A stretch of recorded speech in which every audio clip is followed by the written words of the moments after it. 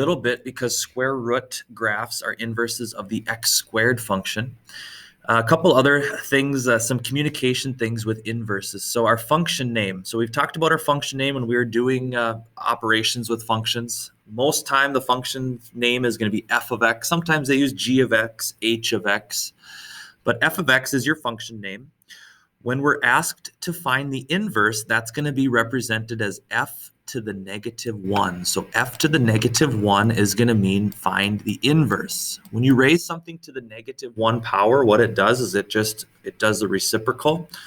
And that's also going to be kind of what we're doing with the function. So f to the negative 1 is going to mean the inverse. Yesterday we discussed when you're finding the inverse, you're going to switch around the x's and the y's. So in a table, if you had a table with x's and y's, you're going to flip the x's and y's to find the inverse. When we're rewriting an equation, we are going to flip the x and the y around, and then we are going to go back and we're going to solve for the y. Now, when we're dealing with this function here, the f of x is another name for the y. So I'm just going to put y equals x to the 5th over 7. So when you started out your algebra careers with graphing, you used y as your output. As we kind of get it more into talking about functions and multiple different functions, we start using f of x, but f of x and y are basically the same thing. Next, we're going to take and start to find the inverse. Now to find the inverse, I'm going to switch around the x and the y. So I'm going to take it and rewrite it as x equals y to the 5th over 7. So I've taken the x and placed it where the y was. I've taken the y, placed it where the x was. Once we do that, our last step is we have to still solve for the y. So we still have to always solve it out for y to make it back into a function again. Now the algebra here is going to be undoing. So we're going to undo first this division. So we're going to undo a divide by 7. To undo a divide by 7, I'm going to multiply by 7. Multiply by 7. So I'm going to get 7x equals y to the 5th power. Now y to the 5th power, to undo an exponent, what we talked about in chapter 5, earlier in chapter 6, it seems like it's been so long ago. Earlier here in chapter 6, to undo a power of 5, we're going to take it to the 5th root. So the next step we're going to do is we're going to 5th root each side. So it's kind of like if you're going to undo a square, you would take the square root. To undo a y to the 5th, we're going to take a 5th root. So then we're going to have y equals the 5th root of 7x. And we are going to be presented with a multiple choice. And they're using f negative 1. So that would be what I could replace the y with. This would be f negative 1 of x is going to equal the 5th root of 7x. I just like to use y because it's not as messy as this f to the negative 1x. So that we get the y, but if you want to go back and change that y back into the notation for inverse at the end there, that's what it would look like. So looking at our options, looks like option down in the lower left here, f negative 1 of x would equal the 5th root of 7x. Now we can hit submit. Yes, and then they're going to show us the algebra of how to solve out for y. So you can see the same work that we kind of did there. We're going to replace x and y, so go back and solve for y, and then we can rewrite it in that inverse notation. Let's take a look at one more. Yeah, this one's very similar, but we can still work through this one. So get all this stuff erased.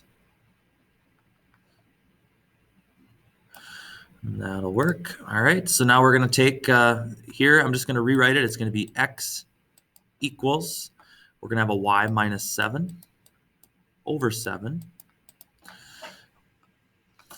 Not an x there. Y minus 7 over 7. And we'll go through our algebra. In a fraction, your numerator and denominator are treated like having parentheses. So everything up there is grouped together, everything down here is grouped together. Now, in order to get into this numerator, I'm going to have to undo this divide by 7. So just like before, we're going to multiply by 7, multiply by 7. So I'm going to get 7x equals y minus 7. And then I'm going to just continue to work through anything else I need to do to get y alone. Well, in here, it's just to undo a subtract 7. So I'm going to add 7. So I get 7x plus 7 is going to equal y, which, writing it back in function notation, be f to the negative 1 of x equals 7x plus 7. So we'll check for 7x plus 7. If that's not there, I'm also noticing that we have a 7 in both. So I could do the reverse distributive property, and I could rewrite this as 7 times x plus 1. So we're just going to kind of keep that in mind, that if I don't see my answer there, well, I could factor out a common factor of 7, put it out front. So that would be another function that I could look for as well. But we'll check here, and I see up in the upper left here, we've got a 7x plus 7. So I will select that answer. If it lets me, there we go. Everything else is not checking out. So we solved it out for y. We hit enter. And they'll also show us their work for solving that out as well. So there would be our inverse of that given problem. 7x plus 7 would be our correct answer. And I bet if you did put 7, well, I guess it's multiple choice. So that's the only option we have is 7x plus 7. So that is how we can find an inverse using equations. And on our quiz tomorrow, that is what we are checking, is how can I find an inverse using equations. We're going to take the x and y, we can reverse them, and then start solving out for that y.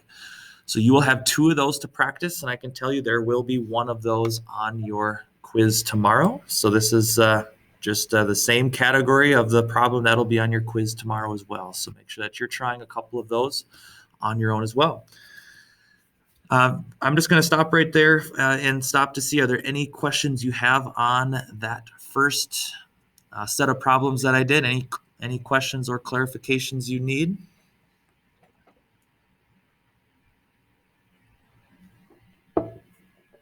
Some of the algebra can get a little tricky with how you get the y solved out. So I've been getting a few screenshots from people. If you want to just send me a screenshot of the problem you're working on, if you're trying and it's really frustrating, can't figure it out, email me a screenshot and I can email back and send you maybe the first couple of steps to kind of help point you in the right direction on these. Because some of the algebra is a little unique, a little bit tougher to do. All right, second thing then is looking at inverses graphically.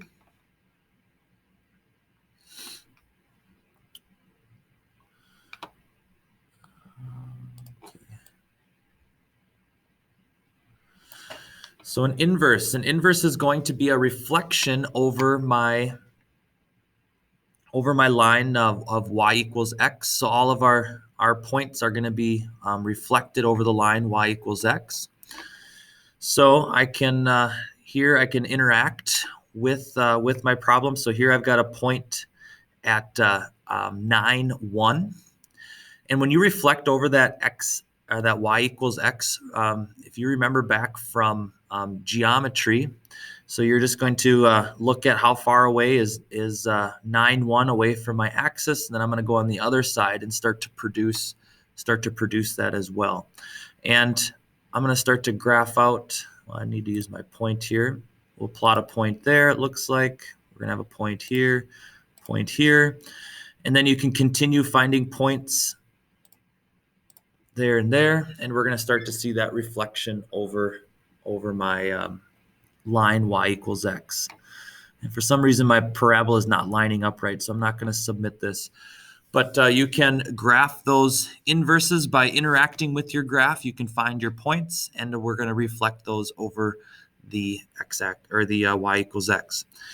That brings us to 10:01. You are free to break off on your review on your own. I will continue to answer any questions. We can go through question answer session. But if you're ready to break off on your own, you can do that. I've recorded our